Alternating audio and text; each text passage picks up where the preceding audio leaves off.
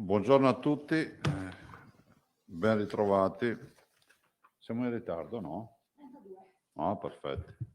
Siamo partiti da Dobbiadene, insomma, un po' in ritardo. Però insomma siamo arrivati giusti. Allora io inizierei subito con il bollettino, dopodiché passo la parola alla dottoressa Russo che oggi presenterà il piano della scuola Sentinella, quindi siamo pronti per presentare il nostro piano. Peraltro vi ricordo un piano che parte dall'esperienza già fatta nel passato anno scolastico e che vuole appunto essere un piano performante, tanto è vero che anche il commissario Figliuolo da subito ci ha chiesto le documentazioni e vedete che anche ormai nel lessico nazionale il termine scuola sentinella è passato diciamo come un termine diciamo del momento. Le scuole sentinella sono nate in Veneto. Però vabbè, dopo la dottoressa Urso ve ne parlerà. Io vorrei intanto presentarvi il bollettino di oggi che dice test rapidi 6.719.226, test molecolari 6.442.051. In totale sono 13.161.000 tamponi dal 21 di febbraio 2020. I positivi nelle ultime 24 ore sono 704, scusate, 705.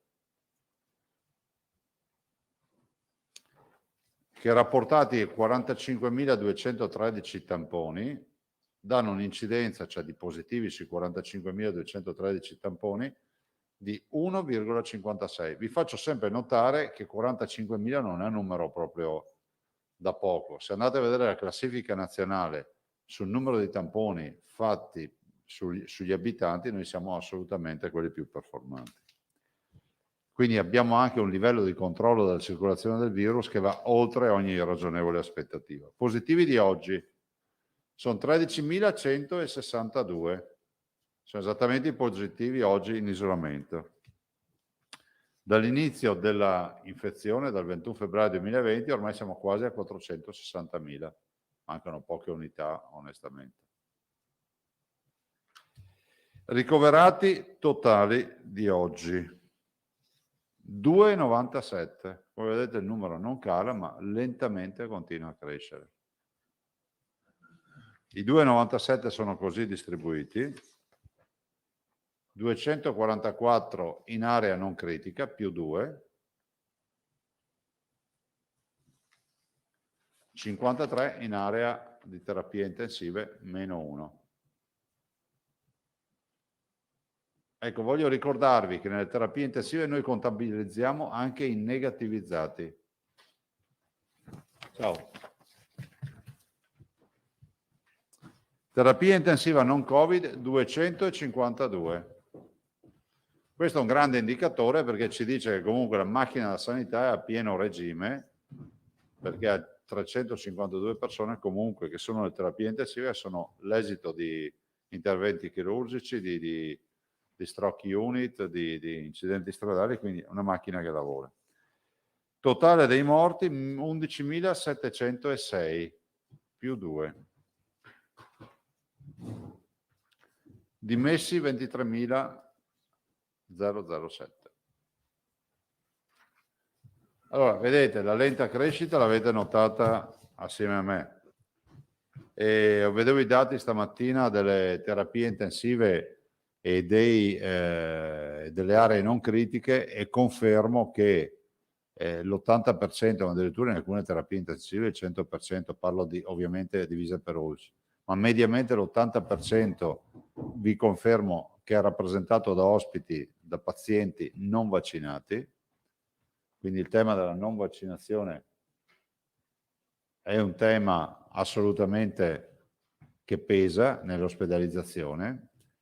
Il virus circola, bisogna avere l'attenzione di portare la mascherina, del distanziamento sociale, insomma di tutti i temi che dico.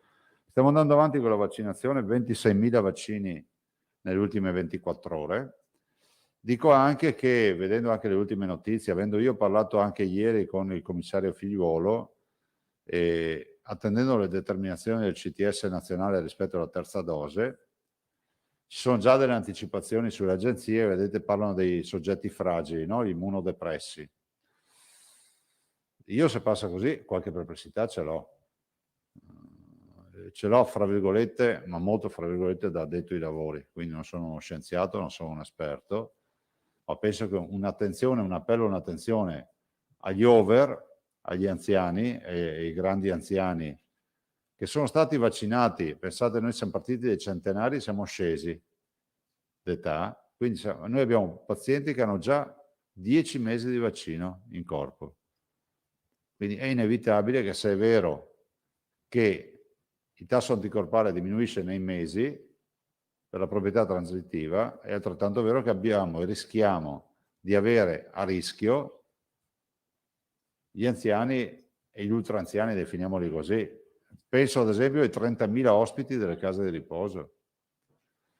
Quindi io spero che non si fermi solo agli immunodepressi, ma che ci sia un'attenzione estrema, prudente, che deve essere validata scientificamente, anche tutto quello che è il resto della popolazione. Penso che sia più logico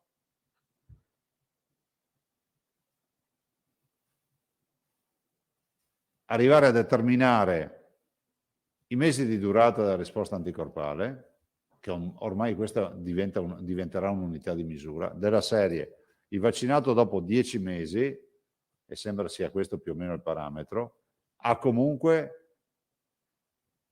la necessità di farsi la terza dose, sempre su base volontaria. Allora, qual è il tema che pongo?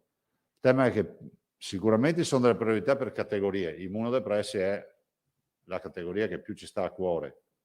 Poi c'è tutto il tema degli anziani, ma che comunque ci sia un parametro, che sia un indicatore per il resto della popolazione, che con un accesso volontario possa decidere o meno di farsi la terza dose. Se domani mattina il CTS ci dicesse che dopo il 10° mese chi vuole può valutare la terza dose, noi riusciremo anche da un punto di vista organizzativo a muoversi molto meglio. Comunque la nostra preoccupazione oggi qual è? I nostri anziani, che abbiamo messo in sicurezza per primi e che stanno affrontando un nuovo inverno e anche una vaccinazione, non dimenticatelo, dell'anti-influenzale. Per cui anche qui, che senso ha andare 2 volte a cercare un anziano per la vaccinazione, cioè terza dose e anti-influenzale, quando potremo ad esempio fare tutto un giro? Siccome i numeri sono numeri importanti, stiamo parlando di 1.600.000 persone over 65, capite che su un discorso fare 1.600.000 appuntamenti, un discorso farne 3.200.000. Quindi spero che il CTS si esprima nell'alveo degli aspetti ovviamente scientifici sulla terza dose su fasce di età come quelle degli over 60, e comunque ci dia un'indicazione, secondo la scienza, dopo quanti mesi comunque si potrà valutare una terza iniezione. Cosa che faccio come appello ai cittadini. Ormai è innegabile che noi dovremmo prepararsi per somministrare, abbiamo fatto una lunga riunione questa mattina con i direttori generali, e devo dire che è innegabile che noi dovremmo prepararci logisticamente e da un punto di vista di operatività per la terza dose. Una terza dose che peraltro avrà anche una difficoltà, perché dovremmo distribuire lo sforzo vaccinale tra i centri vaccinali e il domicilio, perché spesso l'immunodepresso piuttosto che l'anziano dovremmo andarselo a trovare in casa di riposo. Quindi è una situazione, una congiuntura strana che non è mai capitata nelle vaccinazioni, cioè andare a domicilio, contemporaneamente fare anche centri vaccinali.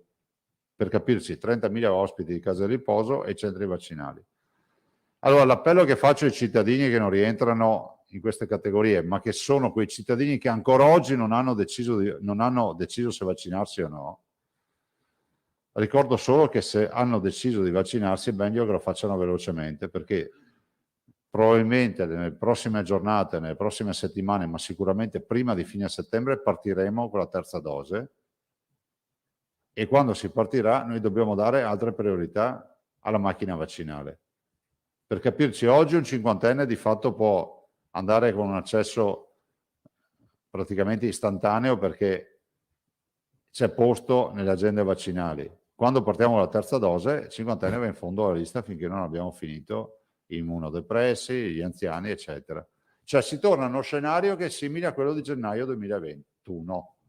Vi ricordate quando avevamo rigore nell'applicazione delle regole? Quindi è un assurdo che oggi con 700.000 posti liberi da qui al 30 di settembre non si approfitti della vaccinazione e si rischi di andare, diciamo, in ultima fila per iniziare una lenta risalita per arrivare alla vaccinazione. Quindi invito tutti, faccio appello a tutti coloro che debbono ancora vaccinarsi e le vogliono vaccinarsi, di farlo subito, perché poi rischiano di trovarsi a novembre, dicembre, ancora senza vaccino. Invece se si incardinano adesso, fanno la prima e la seconda dose. Altro aspetto che vi voglio dire, non si è ben capito se la terza dose sia eterologa, cioè si possa uscire dall'alveo del vaccino originario fatto, cioè è il classico esempio, chi ha fatto AstraZeneca può fare Pfizer o Moderna come terza dose, io spero di sì, e che si risolva e si chiarisca bene questo tema, anche perché siamo nell'ambito del richiamo vaccinale. Cioè non è che uno si è fatto l'influenzale 10 anni fa e continua a farsi lo stesso vaccino per 10 anni, cioè, poi c'è l'evoluzione, no? E così dovrebbe accadere anche per il Covid. Il Covid sta diventando endemico, è l'ultima cosa che dico. E se ci pensate c'è un senso. Quante persone conosciamo che hanno preso, fra virgolette, il Covid, che si sono contagiate? Tante. Allora noi abbiamo due grandi blocchi che ci stanno portando al Covid endemico. Chi ha avuto la malattia, chi si è contagiato e chi si è vaccinato. Perché chi si è vaccinato comunque va in copertura, produce anticorpi e mima, diciamo, la malattia. Quindi capite che in questo blocco c'è fuori solo chi non si è vaccinato. E quindi nel diventare endemico aggredirà sempre di più la fascia di popolazione che non si è presa il Covid. 95 pazienti che si prendono il Covid su 100 guariscono. Alcuni di quelli più gravi hanno esiti da Covid, tipo encefaliti, miocarditi, danni neurologici, qualcuno non riesce a camminare, insufficienze renali, ma comunque 95 su 100 guariscono. Fra l'altro metà di questi 95 pazienti non hanno neanche sintomi. Se hai la sfortuna di trovarti nel 5-6%, finisci in ospedale in terapia intensiva e rischi anche di morire. Punto. Dopo ognuno sceglie quello che vuole nella vita. Qualcuno dice che, come si può dire, queste conferenze stampa sono un'attività terroristica per le menti. No, noi diamo informazioni, ognuno può fare quello che vuole della propria vita. Finché c'è la volontarietà vaccinale, decide se vaccinarsi o no. Però noi abbiamo l'obbligo di dire come stanno le cose. Perché è inutile poi fare le interviste, poi quando sei finito in ospedale e fare appelli a dire dovete vaccinarvi. Forse bisognerebbe pensarci prima. Domande? Pederiva, Marianne. Se potete adesso, poi io vi lascio la dottoressa Russo. Grazie, buongiorno Prego. Presidente. Buongiorno. E ci troviamo a commentare ancora un voto alla Camera della Lega in sintonia con Fratelli d'Italia e in distonia, almeno pare, rispetto al documento che avete sottoscritto sabato scorso tra Sì. governatori della Lega e il segretario federale Matteo Salvini. E vorrei chiedere appunto se c'è una deviazione rispetto a quell'intesa e nel merito che cosa pensa di questo voto contro il Green Pass al ristorante. Ma allora, io dico intanto il provvedimento ancora non è stato oggetto del voto finale, quindi staremo a vedere ed è prudente ed è atteggiamento rispettoso nei confronti del Parlamento, dei gruppi parlamentari, attendere la votazione finale e capire come si chiuderà. Mi sembra di capire che c'è anche dibattito, che si stanno parlando, non ho ben capito, sinceramente ho avuto altro da fare. La mia posizione è chiara, confermo i 5 punti, dal primo all'ultimo. Quindi nel merito Green Pass al ristorante, se così resta, deve esserci? Al momento c'è il Green Pass al ristorante per l'ingresso da parte del cliente. Sì, nel senso che io confermo i 5 punti, nel senso che nei 5 punti rispetto al Green Pass c'è scritto che il Green Pass viene riconosciuto, esteso a solo a particolari categorie economiche, dopodiché se stanno dibattendo su questo vedremo come verrà fuori il provvedimento finale, perché voglio ricordare che ancora non siamo al voto finale. Sì, sì, è chiaro che qui ci sono probabilmente dei giochi tra maggioranza e opposizione in corso. Immagino di sì, cioè non so se questo è il preludio a una soluzione diverso o altro. Cioè, Soluzione di leggo maggioranza, anch'io i intende? giornali come li leggete voi, non è che passo le mie giornate al telefono, non ho tempo. Non ho capito, non sa se sia il preludio a soluzioni diverse di maggioranza, intende, di composizione No, della no, nel maggioranza? senso che trovino una sola quadra sul provvedimento, non ne ho la più pallida idea. Ok. Guarda, noi qua siamo in trincea, siamo al fronte, per cui ne abbiamo Sì, già... sì, è che è un tema che ha tante implicazioni e ricadute, insomma, Sì, politiche, sì, oltre sì, che sì. di provvedimento. Partiamo da un presupposto, che l'80% dei veneti ce l'ha in tasca il Green Pass ormai di fatto, no? Cioè, sono vaccinati o hanno fatto un'inoculazione per cui hanno il Green Pass. Ieri c'è stato un problema in Consiglio regionale, non so se ha avuto modo di No. leggere, se no glielo riepilogo, nel senso che il Consiglio regionale da ieri ha disciplinato l'ingresso con obbligo di Green Pass anche per il personale. Bene? C'è stato un problema con un dirigente però della Giunta che doveva partecipare a una seduta di commissione ed era sprovvisto del Green Pass in quanto la sua certificazione di avvenuta unica dose non veniva letta dal sistema, ha dovuto restare fuori. C'è quella foto che gira, insomma, di lui che è costretto a lavorare tramite la finestra dal pontile. Volevo chiederle se alla luce anche di questo motivo di disagio, insomma, che comprensibilmente tecnico è stato, pensate di disciplinare l'ingresso anche a Palazzo Balbi in modo da uniformare gli accessi tra le due sedi? Oh, sì, non c'è nessun problema. Cioè fra l'altro, penso che questa è un'attività che compete al direttore del personale e al responsabile della sicurezza, non compete a noi. Da parte mia non ci vedo nessun problema, nel senso che i due palazzi hanno sempre avuto uniformità di atteggiamento. Sinceramente questa notizia la sento da te adesso, ma è un problema tecnico, immagino. Sì, immagino di sì, però c'è una vacanza, diciamo, di disciplina al Balbi rispetto alla Ferrofini, insomma, questo era. Per quello chiedevo se c'era un intervento. Si attiverà il direttore generale, il dottor Gasparin, a fare in modo che le discipline siano uniformi. Ultima domanda, Presidente, Prego. sulla terza dose. Quando prima chiedeva più attenzione per i grandi anziani fin da subito, Sì. da quello che capisco dalle anticipazioni, la tempistica attualmente stimata era fine settembre per gli immunodepressi, indicativamente fine anno, quindi si immagina dicembre per i grandi anziani e poi febbraio per i sanitari. Se non capisco male, lei direbbe facciamo subito anche i grandi anziani da fine Sì, settembre. guardate, allora noi Ma i numeri, ci stiamo con i numeri, perché ha detto Sì, prima sì. 1.600.000 over 65. Poi c'è il capitolo immunodepressi, mentre gli sanitari li lascerebbe in coda? Noi la vediamo così. Intanto, ieri abbiamo approvato in giunta regionale un provvedimento importante che dà il via a tutto quello che è un piano di sanità pubblica di monitoraggio dello stato del titolo anticorpale nel sangue degli anziani delle RSE. Allora, se è vero che dopo un tot di mesi diminuiscono gli anticorpi, è altrettanto vero che abbiamo le prime categorie vaccinate esposte, che sono gli anziani, i sanitari e gli immunodepressi. Punto. Pensare di iniziare a vaccinare gli anziani a dicembre vuol dire non metterli in sicurezza per l'inverno. Se il problema c'è, ma ce lo deve dire la comunità scientifica, io da 2 mesi che vi sto dicendo sta roba, quindi resta agli atti, lo abbiamo anche scritto, la dottoressa Russo l'ha anche scritto, se è vero è bene che si inizi subito, saremo noi poi a avere il problema di farne tanti vaccini, ma se mi fai iniziare a dicembre, cioè prima di aver fatto il giro di tutti gli anziani arriviamo a marzo, occhio, perché poi si accumuleranno anche tutti gli altri che avranno avuto i tot di mesi per poter diciamo, accampare la richiesta di farsi la terza dose. Quindi io sarei per farli subito. Subito insieme agli immunodepressi, i sanitari invece dopo, a inizio anno? Ma noi possiamo fare tutto contemporaneamente, l'importante è che chiariscano questa storia. Non abbiamo avuto neanche problemi nella prima fase senza vaccini ad affrontare questo. Considerate che noi riusciamo a fare più o meno 55.000 vaccini al giorno, li facciamo. Così vuoto per pieno, come si dice sempre, no? Quindi vuol dire che in 10 giorni ne facciamo 500.000, in 30 giorni ne facciamo 1,5 milioni, quindi vuol dire in un mese noi possiamo già farli tutti. Okay. Poi ci sono, giustamente dice farmacie, MMG, insomma c'è una bella rete. Ci inquieta sta storia di star lì ad aspettare, decidere, vedere. Allora o serve o non serve questa terza dose, se no dicano che non serve, noi non è che siamo innamorati della terza dose.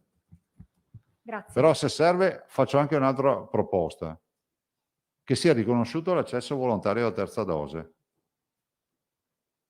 No, lo dico perché se si stabilisce che comunque serve, è inutile che stiamo lì ad aspettare le categorie. Ognuno farà come può, no? Se c'è un cinquantenne, cioè il sottoscritto, che riesce ad andare in farmacia, si fa la terza dose, deve stare lì a aspettare che ci sia la chiamata, che partano le categorie. Ormai siamo fuori da sta logica, no? Eviterei di incasinare la storia, insomma. Giusto per non incasinare neanche i nostri ascoltatori e lettori, quindi potrebbe essere uno scavalco di priorità in questo senso, No, se no. il cinquantenne vuole andare in farmacia, ma intanto la No. chiamata è per gli immunodepressi o gli anziani? Noi abbiamo le Scusi se glielo chiedo, ma è un punto dubbio. Noi abbiamo le priorità, però ho detto nel momento in cui sono fatte le priorità, poi non si stia lì come nella prima fase a cominciare con le fasce d'età. Ci abbiamo capito che poi bisogna aprire.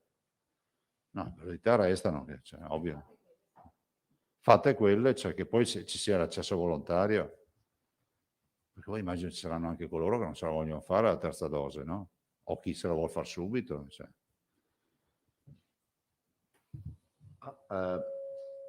Matteo Mariano. Presidente, buongiorno. Buondì, ciao. Senta, a maggior precisione, lei, stante il quadro attuale, al chiuso, al ristorante, il Green Pass serve o no?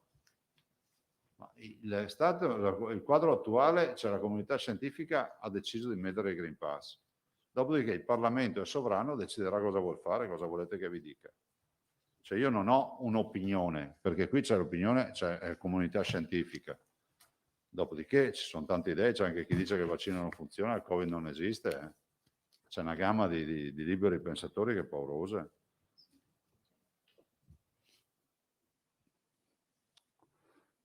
Quindi questo dibattito lo guardo da fuori, ma anche prudentemente perché poi il provvedimento non è chiuso.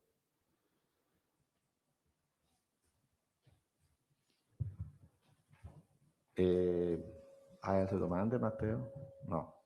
Bonet? Prigioni? Passo la parola alla dottoressa Russo e vi ringrazio. Questa è una bella roba. Io ci tengo solo a dirvi una cosa. Intanto ringraziare la dottoressa e l'assessore Lanzarin che hanno seguito. So di aver stressato un po' la macchina su questa storia. Noi il 13 siamo in trincea, cioè il giorno 13 il Veneto, ma mi permetto di dire che saremo anche gli unici a livello nazionale, o quasi, noi siamo giù in trincea con i nostri tamponi molecolari che abbiamo acquistato, senza aspettare gli invii nazionali. Noi abbiamo comprato 1 milione di tamponi salivari molecolari. Attenzione a non far casino con salivari antigenici, che non ci sembra che funzionino tanto bene. Quindi salivari molecolari verranno portati quindi in laboratorio per essere processati come il tampone molecolare e inizieremo una nuova avventura. Per noi l'obiettivo è uno solo: testare e fare in modo che la scuola resti aperta. Infine ringrazio la dottoressa Palumbo, che è sempre stata super disponibile, super performante. In questi 20 mesi lo ha dimostrato anche con queste nuove aperture. Cioè, noi speriamo che si inauguri un nuovo corso per la scuola e si abbandoni definitivamente la DAD. Diciamolo fino in fondo, che all'inizio la DAD, la didattica a distanza, veniva anche un po' accarezzata come una novità. Poi abbiamo capito che è una devastazione, perché all'inizio si pensava, ma potrebbe essere un'idea, no? La scuola del futuro la facciamo in DAD, ogni tanto li chiamiamo a scuola. No, è meglio che li mandiamo a scuola i ragazzi. Abbiamo capito che è una devastazione psicologica, oltre che formativa. Quindi noi siamo molto preoccupati dei giovani e vogliamo fare in modo che i ragazzi vadano in sicurezza a scuola. Poi la dottoressa vi spiegherà che utilizzeremo tutto un sistema di procedure, ma insomma siamo fiduciosi, siamo molto fiduciosi. E lo siamo ancora di più perché non abbiamo gli ospedali pieni. Quindi sappiamo che il virus c'è, i vaccini ci stanno dando una mano, i ragazzi, è l'ultima roba che volevo dirvi, per il 60% sono già vaccinati. 62%. Vuol dire che più di 1 su 2, brutto termine da dire, comunque ha avuto accesso alle vaccinazioni. E vi ricordo che dal 13 di agosto noi abbiamo avuto 26.000 accessi diretti dai 12 ai 25 anni. Allora, piaccia o non piaccia, anche per potersi spostare all'estero o da altro, bisogna avere la vaccinazione. se no diventa una trafila, tamponi contro tamponi, certificazioni o altro. Grazie, prego. Prego, dottoressa. Grazie, buongiorno. Allora, il Presidente ha già annunciato questo percorso delle scuole sentinella, che comunque è un tipo di monitoraggio che parte a livello nazionale. Allora, che cosa c'è di diverso rispetto a quello che avevamo già avviato nell'arco del 2020? Allora, l'anno scorso avevamo praticamente nell'obiettivo di poter avere un'idea di come e quanto il virus circolasse fra i giovani, avevamo avviato con l'Università di Padova questo tipo di scuole sentinella rivolte principalmente quindi alle scuole superiori di secondo grado e poi ad alcune scuole, ad alcune classi della scuola della terza media, quindi la scuola superiore di primo grado. Questo modello è risultato sostenibile e fattibile sia come possibilità insomma, di fare i test, sia come adesione da parte degli studenti e quindi è stato riproposto a livello nazionale. Con quale obiettivo? L'obiettivo è quello di mantenere la scuola aperta, come si diceva prima, perché il monitoraggio ci darà quello spaccato insomma, di presenza del virus nella scuola, ci permetterà in primo luogo, ci permetterà di identificare eventuali focolai con questo diciamo, lavoro di scuole sentinella e ci consentirà insomma, di poter fare delle valutazioni dell'andamento degli scenari epidemiologici. Quindi è stato esteso il modello delle scuole sentinella a tutta la scuola, quindi dalle scuole primarie alle scuole secondarie di primo grado, intanto a livello nazionale. Poi le regioni possono decidere se ampliare ulteriormente. Noi, visto che avevamo già sperimentato con successo l'adesione delle scuole secondarie di secondo grado, abbiamo incluso anche le scuole secondarie di secondo grado. Quindi le scuole sentinella si estendono nella regione Veneto dalle scuole primarie alle scuole secondarie di secondo grado. Abbiamo fatto un lavoro di confronto, insomma, e di organizzazione con l'ufficio scolastico regionale, ci siamo incontrati anche con i dirigenti scolastici e sono state identificate quelli che sono stati identificati gli elementi principali. Intanto le scuole, quindi quali scuole per ogni provincia, perché esiste, essendo un campionamento diciamo, di scuole a livello nazionale, anche il Veneto ha un numero di studenti che devono essere testati. Perché il campione deve essere rappresentativo, quindi esplicativo di quello che abbiamo detto a livello regionale, ma lo deve essere, visto che il monitoraggio è nazionale, anche a livello nazionale, perché risponde agli obiettivi che abbiamo detto prima, quindi a una valutazione anche nazionale. Quindi è stato fatto questo campionamento e quindi il numero minimo di studenti che devono essere testati.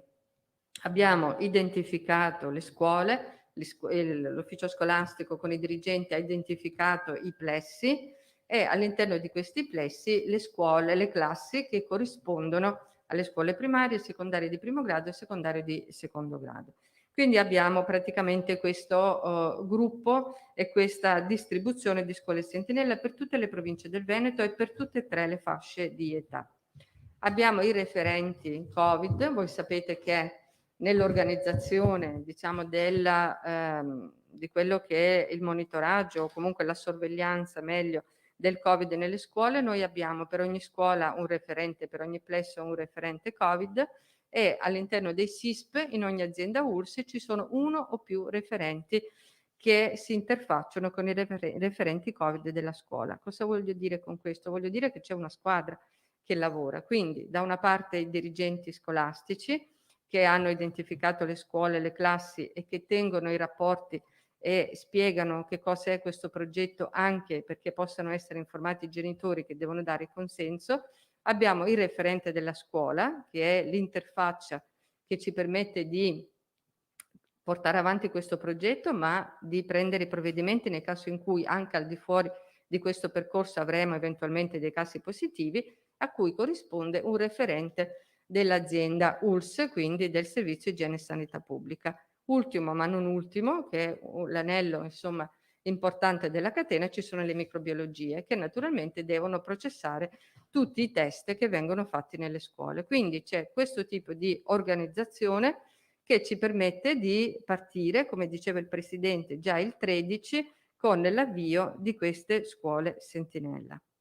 Le scuole sentinella nelle varie classi dove sono state identificate funzionerà così. Viene proposto il consenso informato, il prototipo del consenso informato sarà nazionale, a cui alleghiamo un'informativa che invece è quella regionale. Perché l'informativa regionale? Perché viene contestualizzata a quello che è l'organizzazione insomma della nostra regione. Acquisito il consenso viene consegnato allo studente, in generale che può essere il bambino piuttosto che il ragazzo insomma più grande, il test salivare, quindi il kit, con già nel test è già come si può dire etichettato, quindi c'è già il nome dello studente a cui viene consegnato. Questo per l'autoprelievo, perché il test è molto semplice, è stato scelto un test salivare perché questo aumenta la compliance. Sappiamo che insomma c'è talvolta un po' di difficoltà per quanto riguarda il tampone nasale o il tampone nasofaringeo, per cui si è visto che sia in termini di raccolta del campione, sia in termini di sensibilità e specificità, questo tipo di test è molto, come si può dire, è molto affidabile. Per cui viene fatto a livello nazionale e per tutte le scuole sentinella il test salivare molecolare. Quindi viene consegnato la provetta dove si raccoglie la saliva, viene fatto in autoprelievo, questo è l'elemento, insomma, l'altro elemento innovativo, perché non c'è bisogno dell'intervento di un operatore sanitario, ma il ragazzo, il bambino raccoglie a casa la saliva all'interno della provetta, questa provettina inserita in una busta già nella provetta c'è l'etichetta che corrisponde alla persona e viene raccolto all'interno in un box che viene posto nella scuola. L'azienda ULSS ha il compito di consegnare il materiale, quindi consegnare via via per le classi che naturalmente sono previste per quel giorno, per quella settimana, e poi di ritirare, di consegnare in microbiologia perché vengono processati. Dal momento della consegna le microbiologie hanno un tempo di circa 24 ore per avere il referto che naturalmente viene poi riferito alla famiglia, insomma alla persona che ha fatto il test. Se ci dovessero essere dei casi positivi, tutti i casi positivi seguono l'iter di qualsiasi altro caso positivo, quindi il test in quel caso si è esteso già a tutta la classe, quindi ci saranno i provvedimenti insomma di quarantena previsti dove questi siano da portare avanti. Quindi gli elementi innovativi sono principalmente il fatto che abbiamo una rete di scuole sentinella estesa a tutte le fasce di età a partire dalle scuole primarie. Aumenta la compliance perché il test è molto semplice.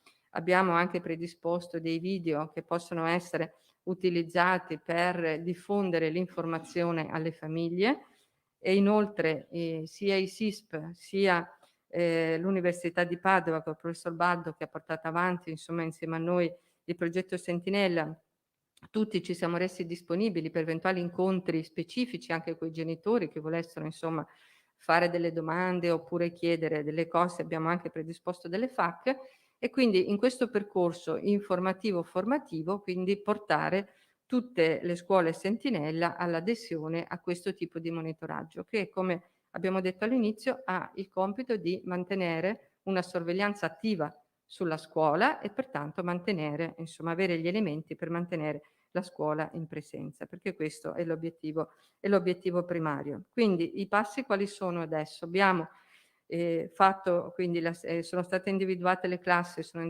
state individuate le scuole, individuati i referenti. Nei prossimi giorni verranno consegnati sia i prototipi dei consensi informati, quindi il 13 partiranno già le prime scuole e quindi gradualmente, nell'arco di pochi giorni, tutte le scuole. E stiamo aspettando dall'Istituto Superiore di Sanità e dal Ministero le nuove linee di indirizzo Penso che questa poteva essere già una domanda per quello che sarà poi la gestione di eventuali casi positivi. Voi sapete che abbiamo insomma una procedura regionale e adesso con l'Istituto Superiore di Sanità insomma, stiamo aspettando queste nuove linee di indirizzo, perché poi ci sarà da gestire l'eventuale caso positivo. C'è già un documento strategico che è stato approvato insieme a questo delle scuole sentinella, che già dà alcuni elementi per quanto riguarda la scuola, vabbè, in termini di distanziamento, in termini di mascherine, in termini di didattica a distanza, sono le cose che conosciamo già. E abbiamo anche una circolare del Ministero che prevede una quarantena diversa, questo va indipendentemente che si tratti di scuola o qualsiasi altro ambiente, per i soggetti vaccinati e non vaccinati. Quindi noi andremo avanti naturalmente con l'applicazione di quelle che sono le circolari e poi la contestualizzazione delle nostre linee di indirizzo. Questo è in linea generale. Quali sono i numeri? Che dimensione ha questo campione? Allora, gli studenti individuati all'interno di questo campione sono più di 11.000, che verranno testati ogni 15 giorni, quindi significa che ogni mese noi faremo 23.500 test, che sono praticamente tutti i test che ci danno la possibilità, insomma, di avere questo monitoraggio. È chiaro che sono sempre gli stessi, a rotazione ogni 15 giorni. Questo non esclude che ci possano essere, se si aggiungeranno, insomma, si vogliono aggiungere altre classi, i dirigenti scolastici e le scuole sono naturalmente disponibili, anche noi, ad aumentare qualora ci fossero delle classi dove viene, insomma, sentita come utile questo supporto di monitoraggio quindicinale che noi andiamo a fare. Così come, insomma, chiunque ha anche dato il consenso per fare parte, insomma, delle scuole sentinella, qualche genitore poi invece non volesse più partecipare, chiaramente è libero. Quindi è assolutamente libera l'adesione, sempre disponibile all'informazione e anche al ritorno, perché è emerso negli incontri che abbiamo fatto con i dirigenti scolastici che i genitori che hanno aderito molto alla sperimentazione che abbiamo fatto l'anno scorso ci tengono molto anche ad avere un ritorno dell'informazione. Quindi pensavamo di predisporre, insomma, insieme all'ufficio scolastico regionale, un'informativa, un ritorno, insomma, dell'andamento, in modo tale che i genitori possano periodicamente, rispetto ai propri, insomma, figli che frequentano la scuola e che fanno parte delle scuole sentinella, avere anche un riscontro dell'andamento generale, oltre che del singolo o della singola classe dove si trova, insomma, il proprio figlio che frequenta, che fa parte delle scuole sentinella. Quindi questo è un po' il quadro. Non so, Assessore, se voleva aggiungere. Bonet, domande? Sì, dottoressa, Peleriva buongiorno. e Mariano. Allora,